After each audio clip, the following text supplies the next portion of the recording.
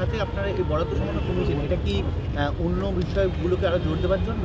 না না, যা আমাদের কাছে হচ্ছে নিড বেস বাজেট। আমরা এতদিন যেগুলোর ওপরে প্রাধান্য দিয়েছি সেটা হয়ে গেছে, তারপরে তার এক্সট্রা তাকে দেওয়া যায় না। আমার অন্য অন্য খাতে যেখানে আমাদের আরও দরকার সেখানে টাকা খরচা করতে হবে।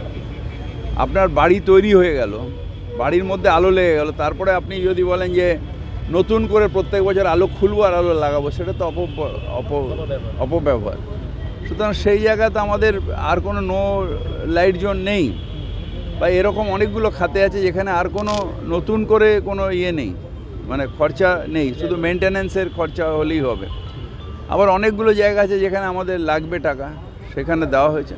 তবে আমি ধন্যবাদ জানাই কলকাতা কর্পোরেশনকে যে একটা কালেকশনের দিক দিয়ে একটা দিগন্ত সৃষ্টি করেছেন। সব নিয়ে প্রায় 19%, আর শুধু রাজস্ব খাতে প্রায় 39% আমাদের আদায় বৃদ্ধি হয়েছে।